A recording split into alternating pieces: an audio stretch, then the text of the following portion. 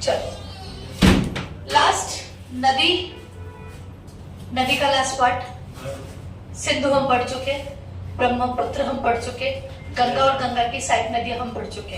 आज हमारे पास है दक्षिण भारत की नदियां। दक्षिण भारत की नदियां, एक तरह से इन नदियों को बोला जाता है, आवाज नहीं,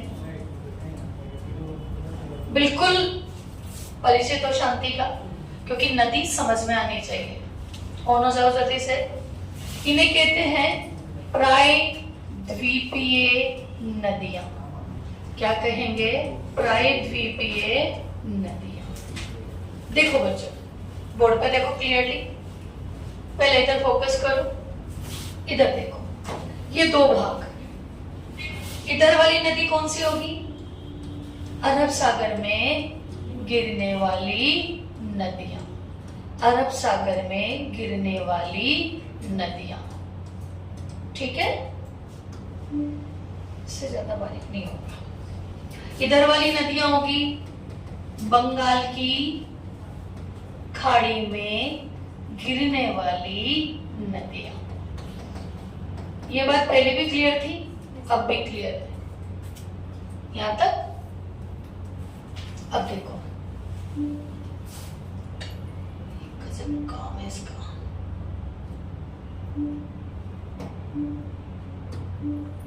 इधर देखो आराम से। अरब सागर की नदियों में अच्छा मैप से समझाऊं कि कल जैसे ब्रह्मपुत्र करवाई थी वैसे करवा दो? ब्रह्मपुत्र करवाई वैसे। देखो इधर एक नदी है नर्मदा नदी। नर्मदा नदी नाम सुना है? अरब सागर में गिरने वाली सबसे लंबी नदी नर्मदा नदी। ये नर्मदा नदी निकलती है यहां से, अमरकंटक की पहाड़ी, अमरकंटक की पहाड़ी, ठीक है? ये नदी आगे चली, ये नदी आगे चल रही है। ये नदी आगे चलेगी तो एक जगह पर बांध बनाएगी। पुनासा, मध्य प्रदेश जगह का नाम। इस बांध का नाम है नर्मदा सागर। क्या नाम है? नर्मदा सागर। ये बांध आगे जो चलेगा इसे कहते हैं इंदिरा सागर। इंदिरा सागर, ठीक है? ये नदी आगे जाएगी, ऐसे जा रही है नदी। नदी ऐसे जाएगी, ऐसे गिरेगी, ऐसे गिरेगी, ऐसे गिरेगी, पानी का फ्लो ये गिरेगा। अभी कुछ 4-5 दिन पहले मैंने एक व्हाट्सएप स्टेटस पे एक फोटो डाला था मेरे बेटे के साथ, इस जगह का, मध्य प्रदेश। तो ये वो जगह थी धुआंधार, धुआंधार जल प्रपात, भेड़ाघाट जबलपुर। कहां बनता है ये? जबलपुर। एक एक चीज क्लियर रखना, जबलपुर बनता। इस मौसम में उस नदी का फ्लो देखकर मैं चौंक गई। मुझे लगा था सूखा होगा, और वहां फ्लो देखते तुम कि ओरिजिनेट स्थल पर ये कैसा दिखता है नजारा, ठीक? ये आगे जाएगी जबलपुर, रायगढ़, ठीक है? ये नदी आगे जाएगी गुजरात। गुजरात पर इस पर बना हुआ है एक बांध। उस बांध का नाम है सरदार सरोवर बांध।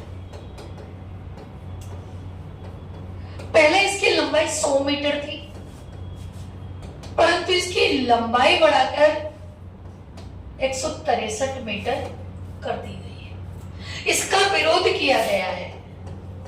सुंदर लाल बहुगुणा नाम सुना है? क्योंकि क्यों विरोध किया? एक जब आप हाइट बढ़ा रहे हो ना तो 100 गांव डूब में आएंगे। आप मनुष्य का तो दूसरी जगह पर विस्थापन कर दोगे, पशु पक्षियों का कैसे करोगे? और चलो पशु पक्षियों भी कर दिया, आप पेड़ों का कैसे करोगे? आपने पेड़ों का भी कर दिया, उसमें रहने वाले हजारों जीवों का कैसे करोगे? वो तो इन्वायरमेंट इकोलॉजी सिस्टम पूरा गड़बड़ा गया, पूरा पानी में तहस नहस हो गया। और इसी कारण ये आज जो बर्फ गिर रहा है ना हमारे ऊपर, 45-50 डिग्री में जो बर्फ गिर रहा है ना ऊपर से, वो इसीलिए गिर रहा है और इसीलिए गिरेगा। 163 मीटर ये नदी आगे जाएगी, कहां गिरेगी? खंबात की खाड़ी, गल्फ ऑफ खंबात, खंबात की खाड़ी में गिरेगी। फिर ये नदी कहां जाएगी? खंबात की खाड़ी बोलो या अरब सागर बोलो, एक ही बात है। क्लियर बच्चों? इस नदी की कुल लंबाई कितनी है? 13-12 किलोमीटर। इस नदी की विशेषता क्या है? अरब सागर में गिरने वाली सबसे लंबी नदी। क्लियर बच्चों? ये नदी यहां खत्म नहीं होती है, ठीक है? अब देखो, ये गुजरात, यहां से निकल रही है एक नर्मदा नहर। सुना है बच्चों? ये नर्मदा नहर राजस्थान में जा रही है। राजस्थान में कहां से प्रवेश कर रही है? जालोर। जालोर का भी कौन सा गांव? सीलू गांव। जालोर में कितना किलोमीटर बहेगी? 65 किलोमीटर। आगे कहां जाएगी? बाड़मेर में। कितना बहेगी? 9 किलोमीटर। टोटल राजस्थान में कितना है? 74 किलोमीटर। क्लियर बच्चों? अब ये क्वेश्चन आ जाए कि राजस्थान में नर्मदा नहर से सर्वाधिक लाभान्वित जिला जालोर ओनली। सर्वाधिक लाभान्वित जिला जालोर। जोड़ा पूछे तो बाड़मेर, जालोर। फिर देखो इससे, देखो यहां पर इसी से एक सिंचाई आ रही है, बूंद बूंद सिंचाई पद्धति, जिसे हम कहते हैं स्प्रिंकलर या फव्वारा पद्धति। ये जो फव्वारा है, ये फव्वारा पद्धति हमने ली है इजराइल से। कहां से ली है? इजराइल से। ये टोटल जो नहर है, यहां से लेकर यहां तक जो नहर है 532 किलोमीटर में फैली हुई है। इससे राजस्थान को 0.5 MAF पानी मिलता है। ठीक है बच्चों? फिर कंप्लीट नहीं होती है।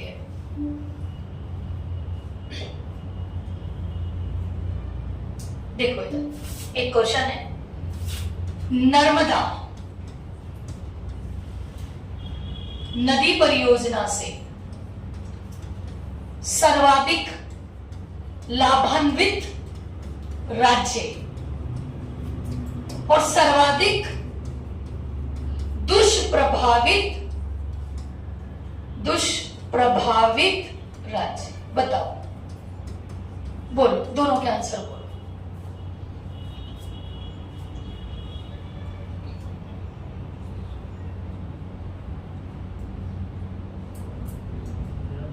सोचो, जल्दी बताओ।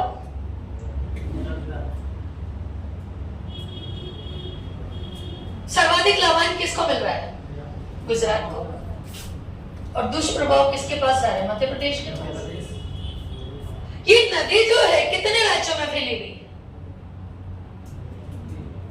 ये परियोजना कितने? 3 नहीं, यह नदी 4 राज्यों में फैली हुई है। नर्मदा नहर परियोजना 4 राज्यों में फैली हुई। निकली कहां से? मध्य प्रदेश। कहां जा रही है? गुजरात। गुजरात से कहां जा रही है? महाराष्ट्र। महाराष्ट्र से कहां जा रही है? राजस्थान। महाराष्ट्र एक नीचे जाएगी, एक केनाल ऊपर जाएगी, पर लाभान्वित 4 राज्य। ठीक है बच्चों? इसका दूसरा रूप फिर देखते हैं। स्लाइड का मामला बड़ा गड़बड़ है। देखो, अब मैप में बताने की जरूरत नहीं, क्लियर है वर्धन के? बताऊं? जल्दी बोलो। नहीं बताओ ना? देखो इधर अगली नदी ताप्ती नदी। कौन सी? ताप्ती। सिंपल, बहुत सिंपल, कुछ नहीं करना। निकली कहां से? बैतूल की पहाड़ी।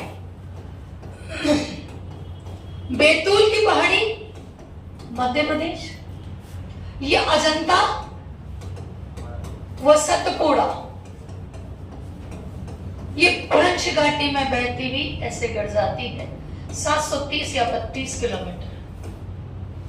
अरब सागर में गिरने वाली, अरब सागर में गिरने वाली दूसरी सबसे लंबी नदी पहली कौन सी है? दूसरी। अगर सुना हो तो सूरत शहर ताप्ती नदी के किनारे है। दूसरा बुरहानपुर मध्य प्रदेश, जहां मुमताज की कब्र है ओरिजिनल, वो भी कहां है? ताप्ती नदी के किनारे। यह नदी भ्रंश घाटी में बहती है। मैंने बताया था ना भ्रंश घाटी, ऐसे भ्रंश घाटी में बहती, दो ब्लॉक पर्वत जो कहा गया है उसमें बहती है। क्लियर बात? ये तो एक साइड की नदी है। अब देखो दूसरी नदियों, फिर देख लो। बहुत सिंपल है। अब नदियों का क्रम बहुत आसान है और मुश्किल भी अब नहीं है, बहुत साधारण, क्योंकि जितनी अब तक समझानी थी हो गया, अब नहीं है। गोदावरी, गोदावरी के बाद कृष्णा, कृष्णा पेन्नार, पेन्नार के बाद कावेरी, कावेरी के बाद वेंगई, और अगर ऊपर जाओ तो महानदी, एक स्वर्ण रेखा नदी, महानदी। ये 4-5 इंपॉर्टेंट नदियां। गोदावरी नासिक त्रयंबक की पहाड़ी से निकलती है, ऐसे निकलेगी, ऐसे डेल्टा बनाएगी, ऐसे गिर जाएगी। ये नदी जो है ये महाबलेश्वर से निकलेगी और निकलकर इस तरह से ये डेल्टा बनाकर गिर जाएगी। कावेरी ब्रह्मगिरी की पहाड़ी, ब्रह्मगिरी की पहाड़ी कहां पड़ेगी बच्चों? कर्नाटक। कर्नाटक में भी किस जगह? कुर्ग। ऐसे बनाएगी, ऐसे गिर जाएगी। अंतिम नदी पूछो तो वेंगई नदी अंतिम नदी, पर दक्षिण भारत की नदी, दक्षिण भारत की गंगा, तो दक्षिण भारत की जो गंगा है वो है कावेरी। कौन सी? कावेरी। और भारत की गंगा जो है, दक्षिण भारत की गंगा, सिर्फ दक्षिण की गंगा, दक्षिण की गंगा वो है गोदावरी। कौन सी है? गोदावरी। गोदावरी की कुल लंबाई है 1465, दक्षिण भारत की सबसे लंबी नदी। दूसरे नंबर पर आती है कृष्णा, लगभग 1400 या 1401 किलोमीटर। थर्ड नंबर पर आती है नर्मदा, नर्मदा कितनी है? 13-12, और फिर आती है चौथे नंबर पर महानदी। ये लंबाई के आधार पर क्रम था, और अगर उत्तर से दक्षिण जमाना है तो ये क्रम रहेगा। कौन सा रहेगा? कौन सा रहेगा? गोदावरी, कृष्णा, पेन्नार, कावेरी, वेंगई। उत्तर से दक्षिण में यह क्रम रहेगा। इसे क्या कहेंगे? प्रायद्वीपीय भारत की नदियां। क्या कही जाएगी? प्रायद्वीपीय भारत की नदियां।